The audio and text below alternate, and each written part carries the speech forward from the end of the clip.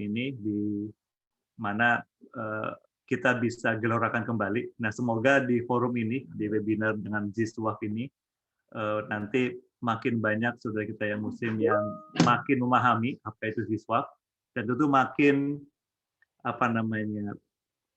besar menyalurkannya untuk keberkahan dirinya, keberkahan keluarganya, juga untuk makin banyak kemaslahatan umat. Jadi harapan kami memang webinar ini selaras kembali menggaungkan Ziswaf untuk keberkahan umat.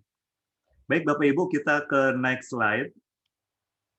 Ini agendanya untuk hari ini. Jadi pembukaan, nanti juga ada satu video singkat dari video Lasnas.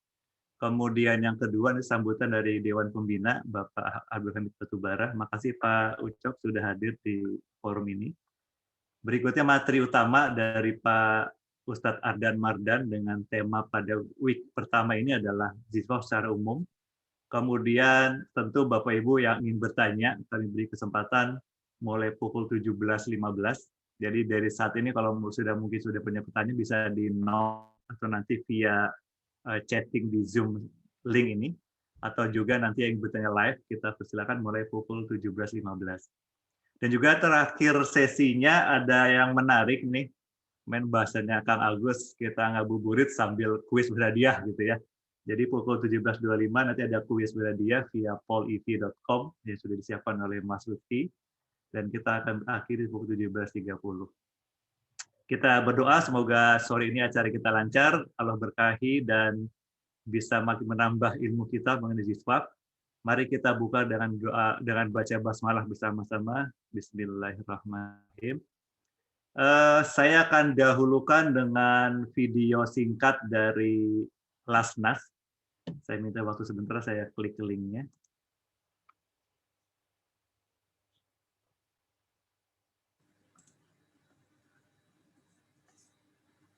Maaf kalau agak terdelay sedikit, memang jarang pakai Zoom, lebih sering pakainya MT gitu ya, jadi saya agak berpindah-pindah switch untuk pindah ke Zoom-nya linknya video tadi.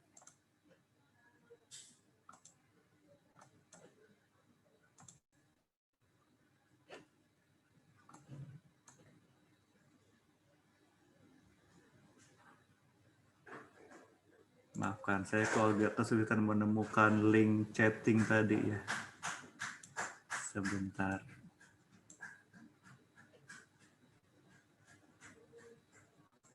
Chattingnya Zoom di manakah berada? Ketutup oleh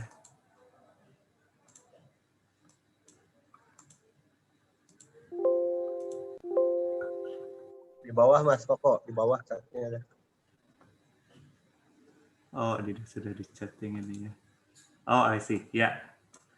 Baik, maafkan kalau ada gaptek ini. Itu sudah buka, saya bisa geser ke kanan. Baik, semoga sudah tayang di sana.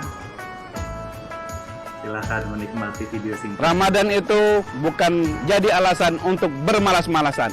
Harus tetap produktif. Perbanyak amal ibadah.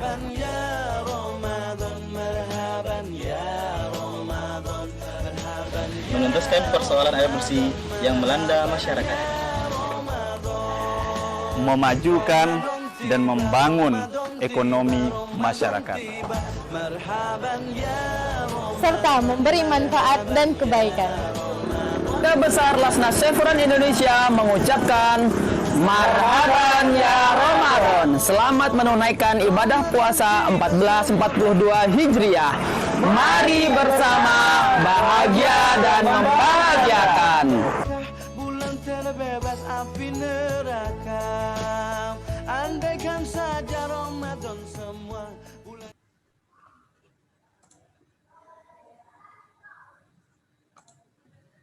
Baik, itu tadi video singkat Marhaban ya Ramadan dari teman-teman Lasnas. Kita move ke agenda berikutnya, sambutan dari Dewan Pembina Lasnas Chevron Indonesia. Yang kami hormati kepada Bapak Abdul Hamid Batubara, kami persilakan dengan hormat, Pak. Terima kasih, Mas Koko. Assalamualaikum warahmatullahi wabarakatuh. Waalaikumsalam warahmatullahi wabarakatuh. Mudah-mudahan jelas suaranya ya, Mas Koko ya. Very clear, Pak. Alhamdulillah. Alhamdulillah. Baik, Bismillahirrahmanirrahim. Alhamdulillahilladzi hadana ila siratihil mustaqim. Wassalatu wassalamu ala Muhammadin rasulihil karim wa ala alihi wa ashabihi ajmain. Al-Mukarram Bapak Ustadz Ardan Mardan LCMA yang saya muliakan, rekan-rekan pembina, pengawas dan pengurus Lasnas Chevron Indonesia, wabil khusus Bapak Agus Saipul Dahlan selaku Ketua Yayasan Presiden Direktur Lasnas Chevron Indonesia yang saya hormati, teman-teman peserta webinar Ziswaf, Zakat, Infak, Sedekah dan Wakaf yang saya cintai. Pertama, mari kita bersyukur kehadirat Allah Subhanahu wa Ta'ala atas izinnya kita bisa bersilaturahim di sore hari ini, walaupun tidak bertatap muka secara langsung. Insya Allah tetap mendapatkan ridho dan barokah dari Allah Subhanahu wa Ta'ala. Salawat teriring salam atas junjungan kita Nabi besar Muhammad Sallallahu Alaihi Wasallam beserta keluarga dan para sahabatnya. Bapak Ibu yang saya hormati, atas nama Dewan Pembina, saya pertama mengucapkan terima kasih dan penghargaan yang setinggi-tingginya atas seluruh usaha dan kerja keras dari Pak Agus ya dan teman-teman pengurus yang terus-menerus bertungkus lumus, ini pakai rumusnya us semua nih, mengembangkan Lasnas Chevron Indonesia sejak awal mula berdiri. Saya masih sangat lekat ingatan saya sekitar tahun 2009 pada waktu itu kita mengundang Pak Didin Hafidudin, yaitu Ketua Umum Basnas, Badan Amil Zakat Nasional, untuk menemani manajemen CPI yang melaksanakan Safari Ramadan ke seluruh distrik operasi CPI. Dan setelah mendengar uraian beliau, alhamdulillah beberapa teman yang dimotori oleh Pak Agus Saipul Dahlan ini tergerak untuk meningkatkan aktivitas Lasnas Chevron Indonesia yang sebelumnya sudah didirikan tahun 2007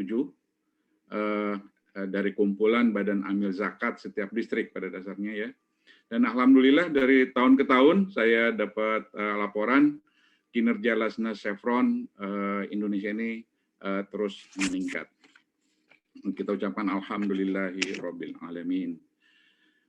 Bapak Ibu, selanjutnya berdasarkan tadi data dari Basnas tahun 2020 dan juga dari Lasnas Chevron, kelihatannya baru sekitar 3,5% dari yang disebutkan ya, dari potensi zakat sebetulnya yang kita bisa dapatkan. Dan kalau saya hitung di CPI, di Lasnas CPI, itu mungkin masih sekitar 12%-an. Berarti artinya ini peluang kinerja masih sangat besar untuk ditingkatkan, kira-kira gitulah. Dan saya sangat tentunya berbahagia pada sore hari ini sebagai usaha untuk meningkatkan kinerja dari Lasnas Chevron Indonesia. Dewan Pembina menyambut positif kegiatan webinar Ziswaf yang dilakukan selama bulan Ramadan ini, yang insya Allah nanti dipimpin oleh Ustadz Ardan Mardan, dan yang direncanakan setiap hari Jumat selama bulan Ramadan. Silakan teman-teman untuk menyimak dan menggali lebih dalam pengertian Ziswaf serta landasan hukumnya. Insya Allah ini akan menjadi pedoman teman-teman sekalian untuk merealisasikan kewajiban zakat kita, ya, maupun infak, sedekah dan wakaf teman-teman sekalian sebagai bakal investasi kelak di akhirat, insya Allah. Akhirnya kita sama-sama berdoa semoga webinar Ziswaf ini berhasil meningkatkan dukungan karyawan Muslim CPI untuk mendukung Lasnas Chevron Indonesia. Insya Allah. Jadi saya mungkin to the point-nya, mudah-mudahan yang belum bisa ikutan, dan yang sudah ikut bisa tentunya lebih bagus lagi, lebih tinggi lagi infaknya. Sebelum saya akhiri, izinkan saya membacakan sebuah pantun. Meski jembatan sudah berganti nama, nah ini teman-teman yang di Rumbai biasanya udah tahu nih jembatan mana yang saya maksudnya. Meski jembatan sudah berganti nama, namun nama jembatan Leighton terus melekat. Meski yayasan akan berganti nama, ya, jadi kurang lebih 4 bulan lagi, bahkan kurang dari 4 bulan kita akan berganti nama nanti yayasannya. Meski yayasan akan berganti nama, kita doakan kinerja Lasna Chevron terus meningkat. Amin ya rabbal alamin. Mudah-mudahan Allah tetap memberi kesehatan dan kekuatan kepada kita semua untuk dapat melaksanakan seluruh rangkaian ibadah kita di bulan Ramadan yang mulia tahun ini, meskipun masih dibayang-bayangi oleh pandemi COVID-19 yang masih kita hadapi sama-sama. Itu saja mungkin yang dapat saya sampaikan sebagai sambutan singkat. Lebih kurang saya mohon maaf. Billahi taufiq wal hidayah.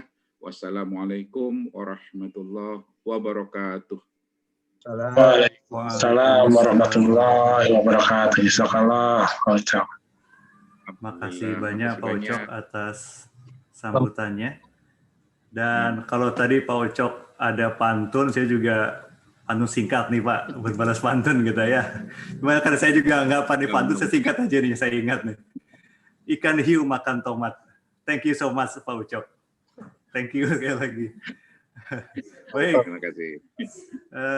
Bapak Ibu, rekan sekalian, kita lanjut ke agenda utama kita pada sore ini, yaitu materi webinar yang pada Jumat pertama ini akan membahas ZISFOF secara umum dulu. Nanti baru next week akan yang lebih detail.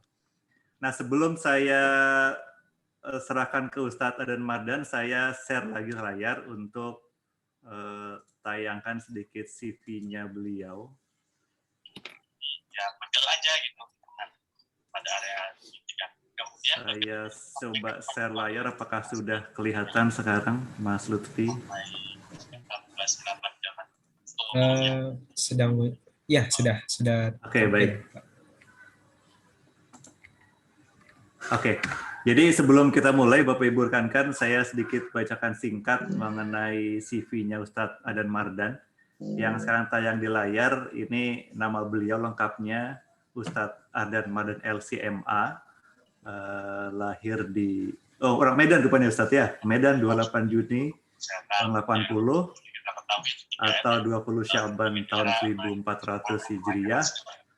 Pekerjaan saat ini, beliau adalah dosen di Sekolah Tinggi Ilmu Ekonomi Riau, kemudian mediator bersertifikat non-hakim di Pengadilan Agama Pekanbaru, kemudian Direktur Muamalah Center Consulting, kemudian pengawas syariah, dan lalu riwayat pendidikannya, kalau kita lihat di slide ini, luar biasa. Saya kagum nih Ustadz, begitu semangatnya Ustadz mencari ilmu, sehingga cukup panjang list ini. Saya include yang SMP ya, SMP SMA saya coba mulai S1 saya rangkum di sini. Jadi S1-nya adalah LC dari Al-Azhar Kairo, Fakultas Syariah, jurusan Syariah Islam ya, tahun 2003 lulusnya. Kemudian S2-nya Master of Islamic Studies di UKM, jurusan Syariah, lulus tahun 2007. Kemudian S2 juga, berarti S2-nya berarti 3 kali Ustadznya.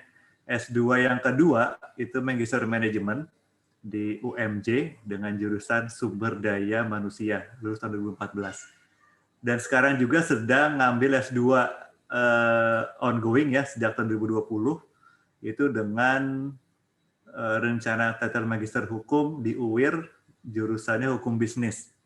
Luar biasa sekali. Dan sedang juga PhD, ini dari School of Business University Tun Abdul Razak, Kuala Lumpur, Malaysia, dengan jurusan ilmu manajemen, dan sedang berjalan sampai saat ini ya. Jadi insya Allah nih Ustadz, kami mensupport banget nih ilmunya, semoga makin manfaat dengan lanjut S3-nya untuk umat. Dan Bapak Ibu yang mungkin mau lihat CV detailnya karena panjang CV-nya, ada di Dropbox di link di bawah ini. Kalau yang mau coba klik, silakan dari mulai nanti riwayat organisasi, kemudian riwayat pekerjaan lebih detail, dari semua di slide di PDF di link di bawah ini. Baik, tidak memperpanjang mukadimah lagi, saya sedikit singkatkan silabus pada hari ini. Jadi ada 5 silabus, pengertian, kemudian landasan hukum, sampai dengan nanti faktor mendukung implementasi ZISWAF di Indonesia. Sudah nggak sabar nih Bapak Ibu, rekan-rekan, kita ingin mendengarkan ilmu dari Ustadz Adan Mardan. Untuk itu kepada beliau Ustadz, kami persilakan untuk langsung share layar. Silakan Ustadz, dan rekam videonya.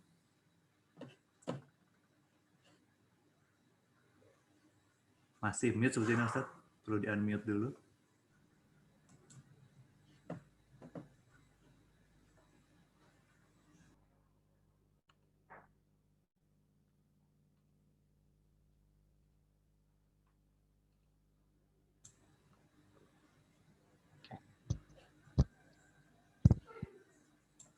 Baik.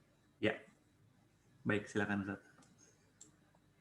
Bismillahirrahmanirrahim. Assalamualaikum warahmatullahi wabarakatuh. Waalaikumsalam warahmatullahi wabarakatuh. Alhamdulillahi wa kafa, wassalatu wassalamu ala nabiyil mustafa Muhammad ibn Abdullah wa ala alihi wa sahbihi wa man lihadi iktafa wahtada.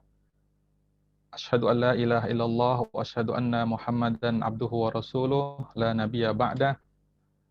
Wa qala Allah ta'ala fi kitabil karim, a'udzu billahi minasyaitonir rajim. Bismillahirrahmanirrahim. Wa ma ataitum min riban liyarbuwa fi amwalin nas fala yarbu indallah. Wa ma ataitum min zakatin turiduna wajhallah fa ulaika humul mud'ifun. Amma ba'd. Yang saya hormati Bapak Dewan Pembina Lasna Chevron Indonesia, Bapak Abdul Hamid Batubara. Yang saya hormati Bapak Dirut Lasna Chevron Indonesia, Pak Agus. Kemudian beserta para pimpinan Lasna Chevron Indonesia. Kemudian Bapak Moderator, Pak Koko. Dan para peserta webinar, Bapak Ibu sekalian yang hadir. Semoga Allah Subhanahu wa Ta'ala memuliakan kita semuanya. Terima kasih atas undangannya buat Lasna Chevron Indonesia, dan terima kasih waktu yang diberikan ya, kepada Pak Koko. Ya, kita langsung saja untuk menyampaikan dalam waktu lebih kurang setengah jam ya. Nanti mungkin Pak Moderator bisa merimain saya kalau waktunya sudah habis. Ya, untuk pertemuan pertama ini kita secara umum menyampaikan tentang ZISWAF. Nah, tadi dalam ayat yang saya mukadimahi dalam surah Ar-Rum ayat 39, Allah Subhanahu wa taala berfirman, "Wa ma ataitum min riban liyarbuwa fi amwalin nas fala yarbu indallah." Apa yang engkau kehendaki dari praktik riba agar dia berkembang, tumbuh di sisi manusia dan di sisi Allah, fala yarbu indallah. Sesungguhnya praktek riba itu tidak akan tumbuh dan berkembang di sisi Allah. Wa ma ataitum min zakatin, akan tetapi apa yang engkau harapkan, engkau hadirkan dari praktek zakat, turiduna wajhallah, yang engkau inginkan ya, ridho Allah Subhanahu wa taala, fa ulaika humul mut'afun. Maka merekalah orang-orang yang melipat gandakan pahalanya. Maka Bapak Ibu sekalian, bahwa di dalam surah Ar-Rum ini sangat jelas sekali perkembangan harta di sisi Allah itu adalah dengan implementasi zakat, ya, infak, sedekah, dan wakaf. Nah, kemudian kalau kita melihat ya, ZISWAF ini sesungguhnya masuk dalam sektor ketiga dalam ekonomi atau third sector. Sektor pertama itu adalah public sector, itu adalah government, pemerintah. Kemudian sektor kedua adalah swasta atau private. Kemudian sektor ketiga ini adalah filantropi. Ada zakat, infak, sedekah, wakaf. Ustadz, mohon maaf, mungkin slide-nya bisa di mode play mode biar lebih besar, Ustadz. barangkali. Oke, baik. Baik.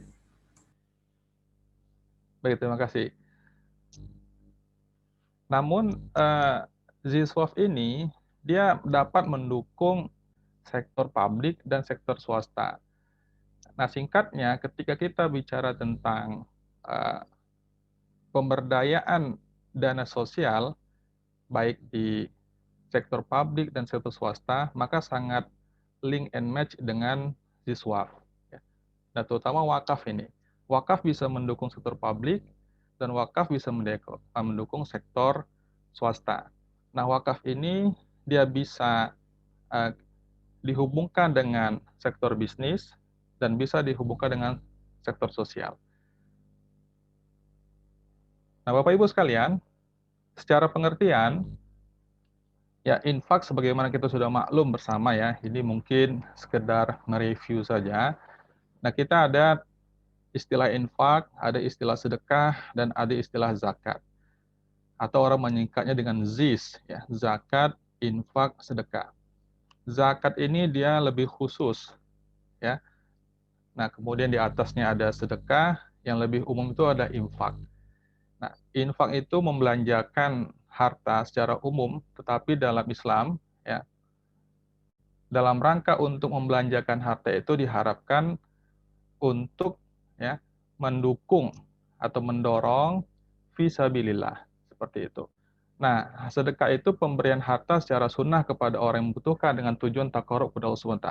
Sedekah ini bisa bermakna materi dan non materi. Kalau sedekah bermakna materi berarti orang menyedekahkan hartanya, uangnya, dan zakat juga disebut dengan sedekah wajib.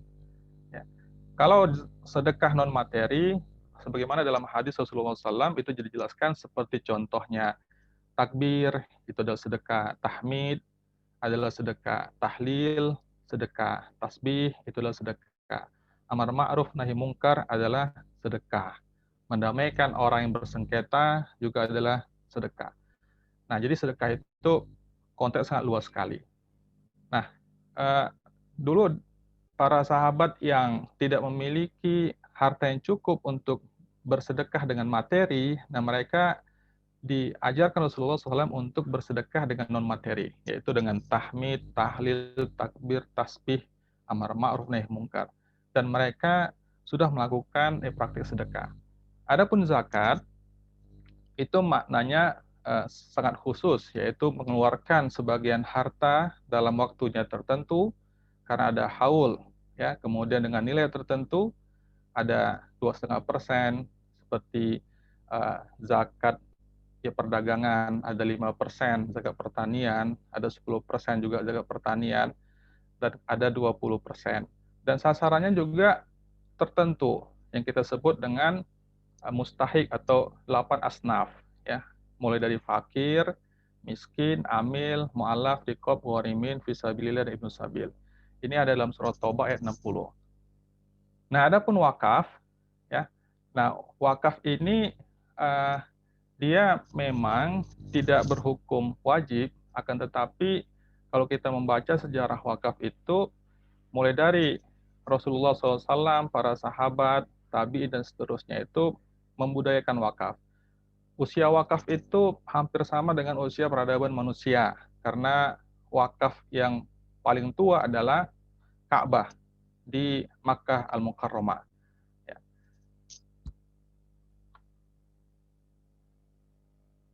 Nah, di sini ada pendanaan program sosial, ada sedekah, infak, hibah, wakaf.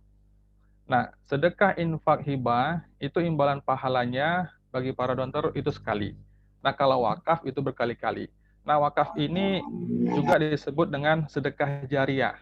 Ya, dalam hadis Rasulullah SAW, idza mata ibnu Adam, apabila anak Adam atau manusia itu wafat, maka seluruh amalnya terputus, melainkan 3 perkara.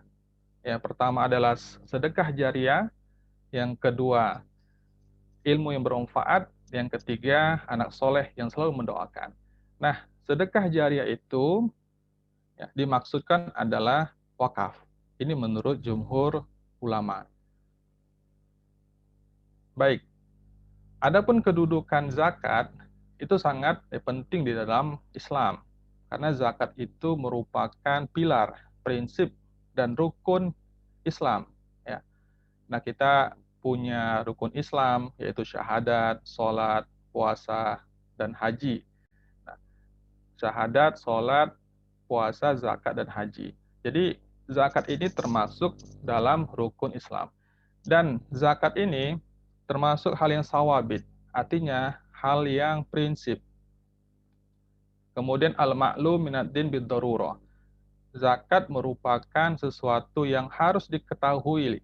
Fardu ain hukumnya bagi seorang muslim untuk mengetahui tentang zakat, bagaimana berzakat, hukum hakam tentang zakat. Adapun target daripada zakat tentunya untuk kemaslahatan para duafa, untuk membantu pendidikan mereka, kesehatan mereka, kemudian untuk membantu UMKM, dan seterusnya. Memang yang filantropi Zizof ini, karena memang dia lebih kental dengan manfaat sosialnya, sehingga manfaat daripada Zizof itu nanti banyak dirasakan dalam aspek-aspek sosial. Ya, membantu membangun pendidikan masyarakat, membantu membangun kesehatan masyarakat, membantu membangun UMKM masyarakat, dan seterusnya. Nah, jenis zakat itu ada dua jenisnya. Pertama ada zakat fitrah atau zakat jiwa. Yang kedua ada zakat mal atau zakat harta. Zakat fitrah ini khusus pada bulan suci Ramadan. Waktunya itu sangat luas, bisa dimulai dari 1 Ramadan dan sampai berakhir Ramadan. Dan waktu sempitnya adalah malam takbiran sampai sebelum orang melaksanakan ibadah sholat Idul Fitri. Nah, kemudian ada zakat harta. Ya, zakat harta sangat banyak sekali. Ada zakat harta yang memang dia mansus. Mansus artinya sejak zaman dulu ada, seperti zakat peternakan, zakat pertanian, itu mansus di dalam teks Al-Quran dan hadis. Tapi ada juga zakat-zakat itu yang kontemporer, seperti zakat penghasilan. Nah, itu adalah kontemporer. Memang dalam bab zakat ini ada dalil-dalil yang qat'i, artinya yang disepakati para ulama, tidak ada khilaf di sana para ulama, tapi juga ada dalil-dalil implementasi zakat ini yang diperselisihkan atau khilafiyah. Kalau dalil yang qat'inya itu sudah jelas dari Al-Quran, Allah Subhanahu wa Ta'ala berfirman, wa aqimus sholata wa atuz zakah. Dirikanlah salat dan tunaikanlah zakat. Nah, di sini perintah untuk menunaikan zakat jelas itu wajib. Tidak wajib. Namun kewajiban zakat itu ada syarat dan ketentuannya.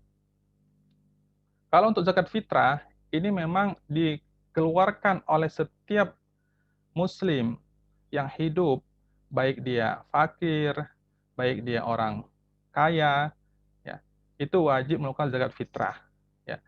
Sampai disebutkan oleh para ulama, apabila seorang bayi yang lahir di bulan suci Ramadan, yang usianya hanya misalnya 1 jam, itu juga dikeluarkan zakat fitrahnya.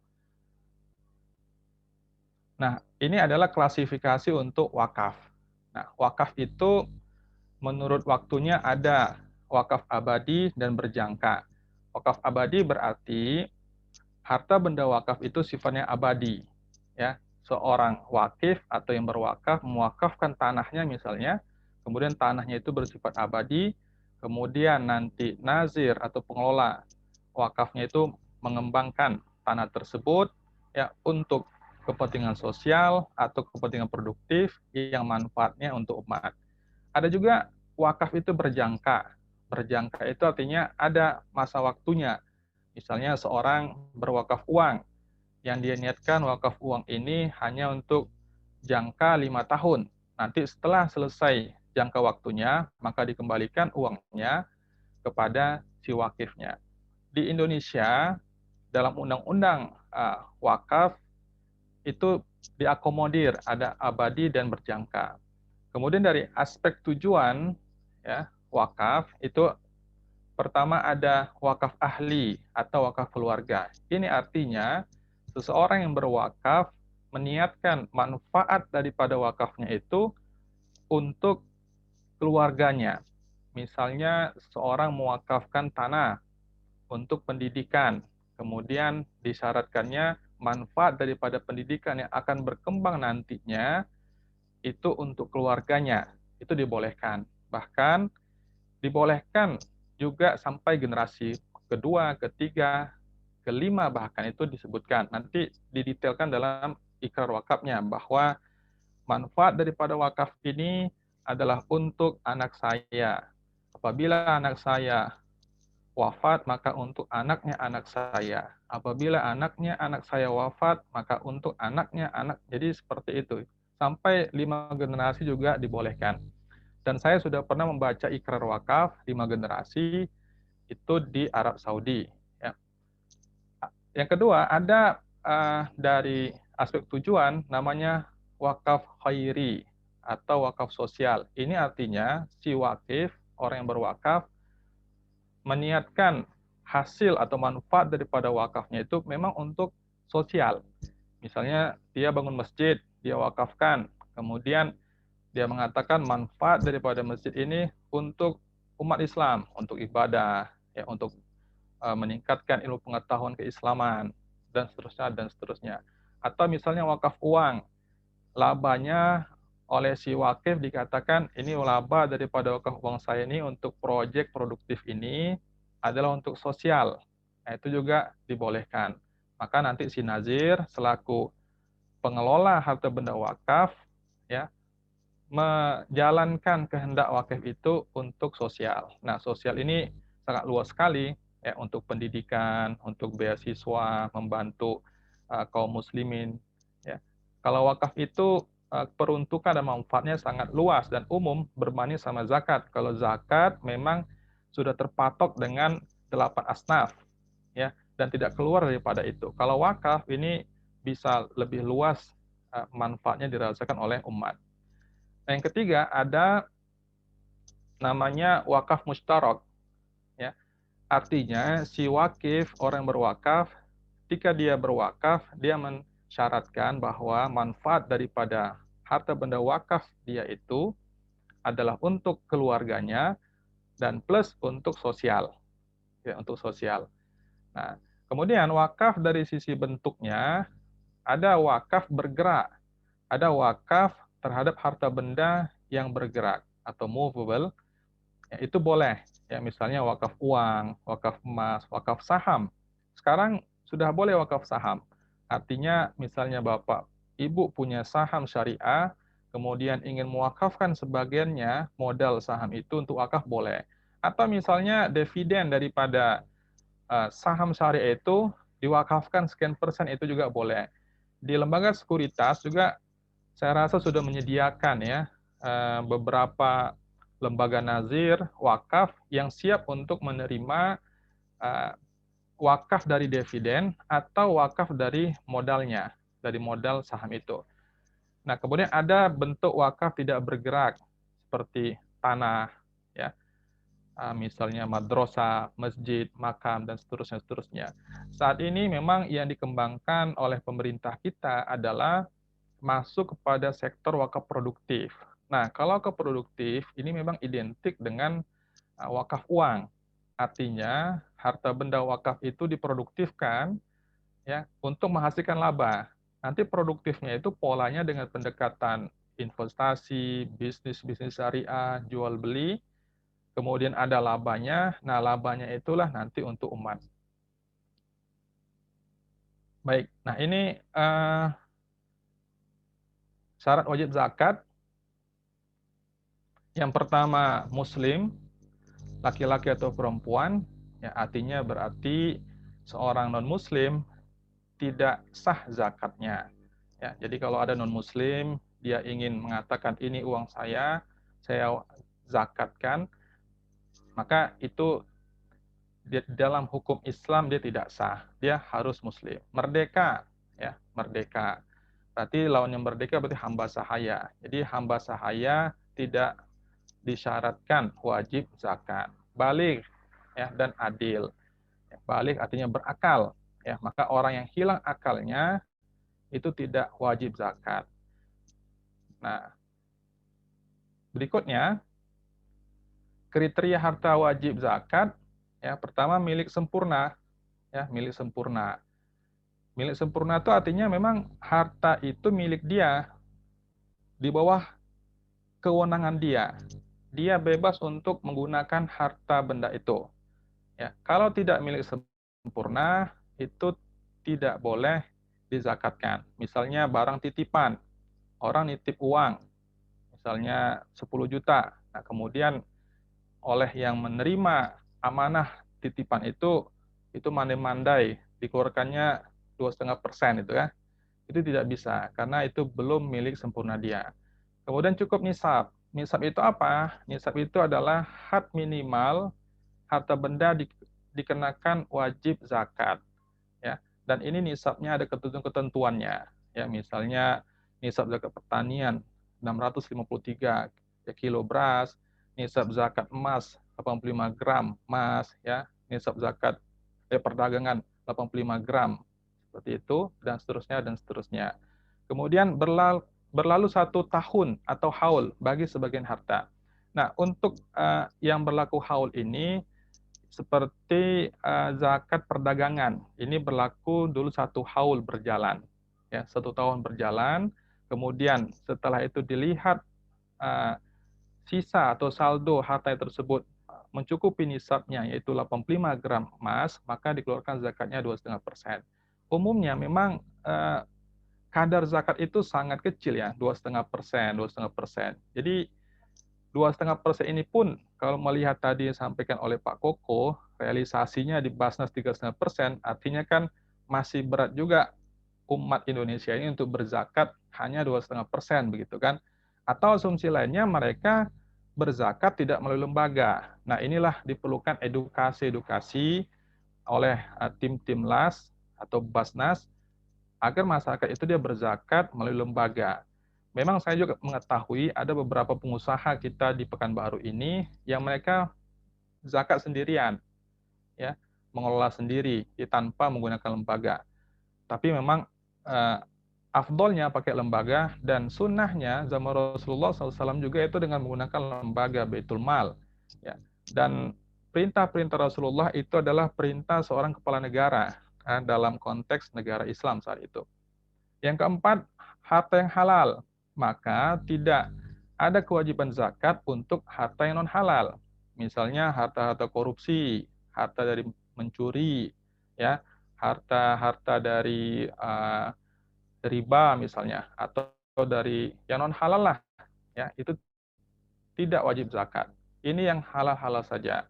Ada harta halal, bisnis halal, saham syariah halal, pendapatan yang halal, maka di sana ada kewajiban zakatnya. Kemudian kelima, lebih dari kebutuhan pokok, ya, kemudian berkembang nama, karena memang zakat dengan perkembangan harta ini sangat identik. Ya, ketika harta kita berkembang, maka asumsi awalnya di sana ada potensi zakat. Nah, ini beberapa contoh untuk zakat harta ya. Ada perhiasan emas dan perak, pertanian, perniagaan, peternakan, rikas, penghasilan, tabungan, deposito, hasil sewa, perusahaan, dan hadiah. Nah, berbicara berikutnya yaitu mengenai potensi zakat. Nah, tadi sudah disampaikan oleh Pak Koko, potensi zakat 2020 di Basnas yang saya lihat 233,8 T. Kemudian potensi wakaf 180 T.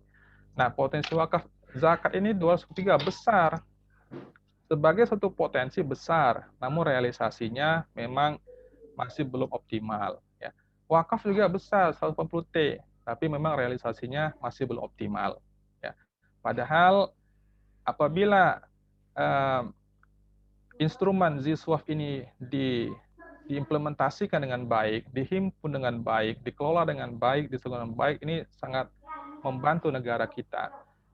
Keuangan negara kita tentu terbatas ya untuk membantu mereka yang duafa, yang fakir miskin. Makanya sebenarnya instrumen ZSWAF ini bisa membantu negara ya untuk membangun masyarakat Indonesia menjadi lebih baik. Nah, juga di sana ada peluang-peluang di Indonesia ini. Pertama adalah kita ini Indonesia secara populasi Muslim terbesar di dunia. Ini kan sudah biasa kita dengar ya.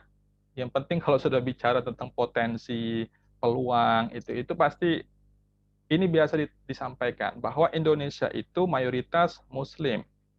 Kemudian Indonesia itu negara Muslim terbesar ya di dunia secara presentasinya.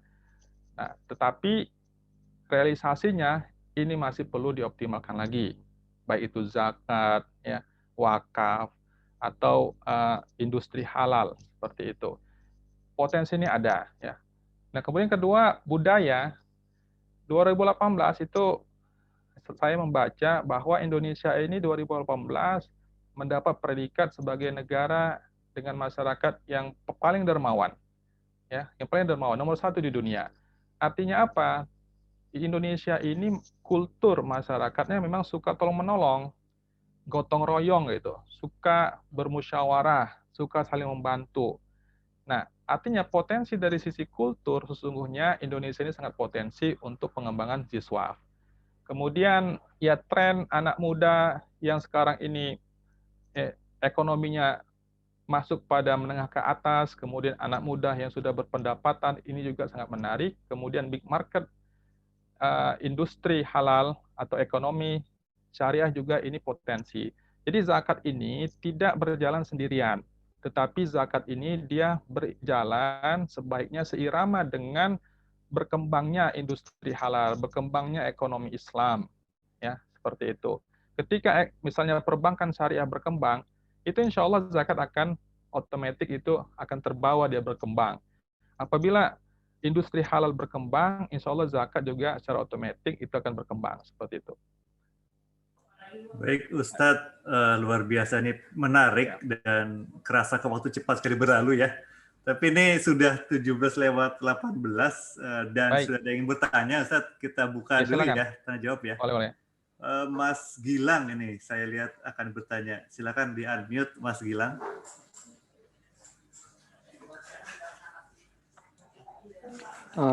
Halo, Assalamualaikum warahmatullahi wabarakatuh. Waalaikumsalam warahmatullahi wabarakatuh. Maaf, saya jualnya mungkin agak telat dan mohon maaf mungkin pertanyaan saya agak menyimpang ya, cuman masih ada hubungannya sama ide tentang zakat. Seperti kita ketahui, zakat ada salah satunya itu adalah zakat harta ya. Nah, dalam prakteknya kita selalu memvaluasi harta itu ke dalam rupiah. Sementara kita ketahui sejak 1971 rupiah atau saya langsung aja mungkin dolar itu hanya legal tender. Dia itu hanya promise to pay. Bahkan dia lebih payah daripada promissory note karena tidak bisa dijamin dengan apa-apa. Nah, pertanyaan saya mungkin dengan kondisi itu apakah masih valid ya rupiah itu dianggap sebagai emas atau uang kertas yang kita pegang sekarang ini dianggap sebagai emas? Satu. Terus yang kedua, apakah piutang itu harus dizakatkan ya? Karena ini implikasinya sistem perbankan kita itu kan majority itu masih pakai fractional reserve. Jadi ya simpelnya kalau misalnya nanti ada harus likuidasi besar-besaran, kalau saya banknya nggak punya uang cair kan masih di bail out ya, berarti kan sebenarnya rekening uang yang ada di rekening kita tuh cuman angka gitu, belum tentu ada uang realnya gitu. Apakah itu juga jadi masuk hitungan untuk zakat? Terima kasih Pak. Ya baik Ustaz, langsung kita jawab aja Ustaz. Dipersilahkan. Ya baik. Yang pertama, apakah rupiah itu valid sebagai emas ini? Ini saya belum nangkap ini pertanyaannya, tapi mungkin maksud Bapak yang bertanya itu, ini kan emas dengan rupiah itu ya. Nah, apakah rupiah itu valid untuk dizakatkan? Ya menurut saya valid. Nah, karena rupiah itu kan mata uang kita yang resmi gitu ya. Nah, emas, dinar dirham juga itu silakan. Nah, apabila misalnya di suatu negara mata uangnya resmi, nah dia menggunakan dinar, dirham, ya dia berzakat sama itu. Nah, kita di Indonesia menggunakan rupiah. Nah, rupiah itu resmi dari negara, maka kita berzakat dengan uang rupiah itu. Ya, seperti itu. Nah, kemudian apakah piutang itu dizakatkan? Ya, kalau kita melihat kepada rumusan perhitungan zakat perniagaan, itu piutang menjadi sesuatu hal yang dilihat, ya, bahwa modal diputar tambah keuntungan plus piutang dikurangi hutang dikali 2,5%, itulah zakat ya perniagaan. Artinya hutang kita uang kita ada dengan orang lain itu berbentuk piutang, itu bagian daripada harta kita. Nah, itu dimasukkan dalam rumus penghitungan zakat perniagaan seperti itu. Nah, tapi kalau misalnya bank syariah masih diragukan eksistensinya, ini lain lagi pembahasannya seperti itu ya. Nah, jadi begini Bapak Ibu sekalian, kita hidup di Indonesia, ya. Kemudian untuk zakat, nah kita sebenarnya sudah bagus ya, kita sudah punya undang-undang tentang zakat, ya, undang-undang zakat. Mana tadi? Wakaf juga kita sudah punya undang-undangnya. Artinya begini, dalam syariah itu di atas itu ada syariah, ya. Di bawah syariah itu ada fikih. Di bawah fikih itu ada namanya kanun, ya. Syariah itu universal umum, di bawah syariah fikih. Kalau sudah bicara fikih kita, ini bicaranya khilafiyah. Ini bicaranya imam mazhab, ya. Apalagi dalam konteks wakaf, zakat ini banyak pendapat ulama. Kemudian tapi kita bersyukurnya di negara kita sudah ada undang-undang, itu nama kanun. Nah, undang-undang ini sifatnya spesialis, ya, kemudian menjadi hukum positif di Indonesia, dan nanti apabila terjadi konflik atau sengketa mengenai zakat, itu biasanya hakim akan menggunakan undang-undang ini dulu sebagai referensi hakim, gitu ya. Nah, artinya di sini yang perlu kami sampaikan bahwa jangan lupakan di sana ada kanun, ya. Undang-undang yang sudah diundang-undangkan terkait dengan zakat, wakaf itu mengikat. Itu menjadi landasan kita untuk mengimplementasikan zakat dan wakaf. Walaupun ya, kalau kita naik ke atas mengenai fikihnya, ini sangat banyak pendapatnya, ya. Pendapat fikih, ya, kemudian pendapat para ulama, doktrin-doktrin para ulama itu bisa kita gunakan dalam implementasi zakat dan wakaf, ya, itu bisa saja. Nah, karena memang undang-undang zakat dan wakaf misalnya belum membahas tentang itu secara detail, tapi di fikih ada. Nah, silakan diambil. Ya, seperti itu. Artinya di sini saya melihat terkadang itu kita tidak melihat bahwasanya regulasi di negara kita ini sudah ada gitu. Nah, sama dengan yang saya alami di saat mediasi di pengadilan agama, karena juga zakat ini, wakaf, infak, ketika ada konflik atau dispute, maka penyelesaian akhirnya kalau di pengadilan itu di pengadilan agama, itu dimediasi dulu. Nah, jadi suka tuh para pihak berperkara itu, dia lupa bahwa negara kita tuh punya undang-undang. Gitu ya. Jadi mereka itu berpendapat, berdalil dengan fikih yang dia anut gitu ya. Dalam tanda kutip, yang dia anut. Nah, padahal ada fikih yang lain seperti itu.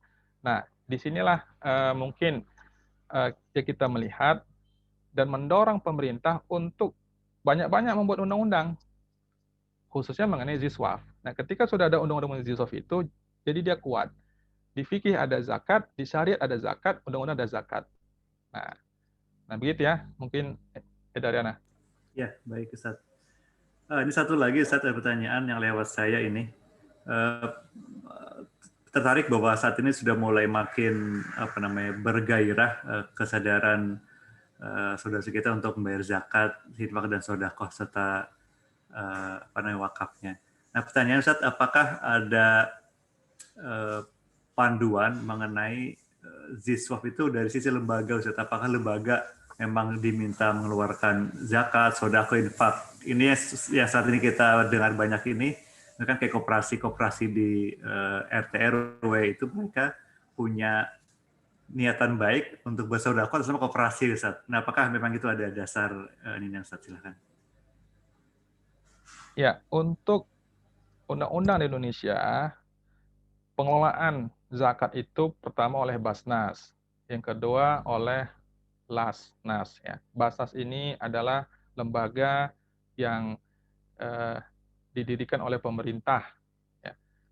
Dia ada dari pusat sampai provinsi dan daerah. Kemudian ada Lasnas, ini yang didirikan oleh masyarakat.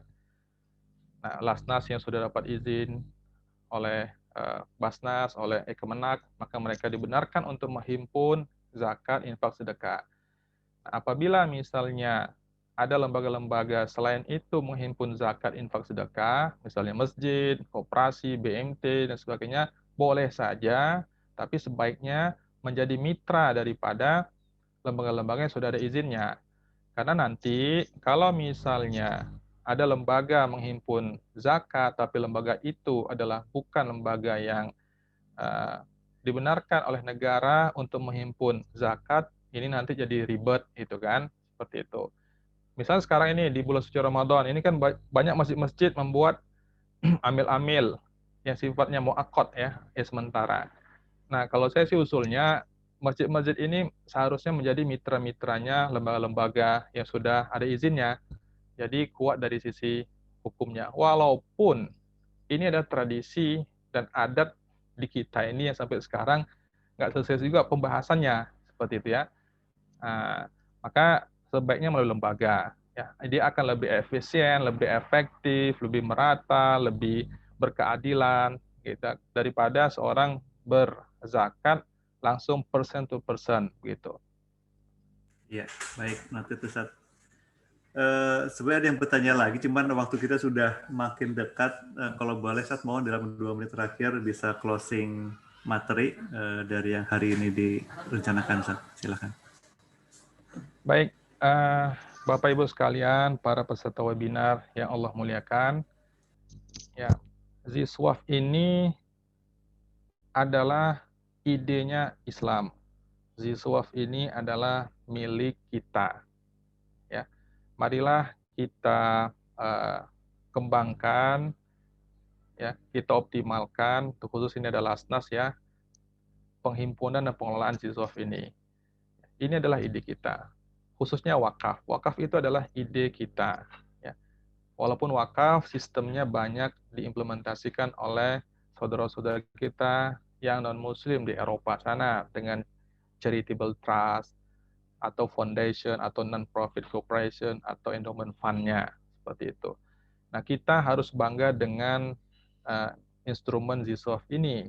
Ya. Kalau kita optimalkan, insya Allah akan memberikan manfaat yang sangat besar untuk membangun umat Islam, seperti itu.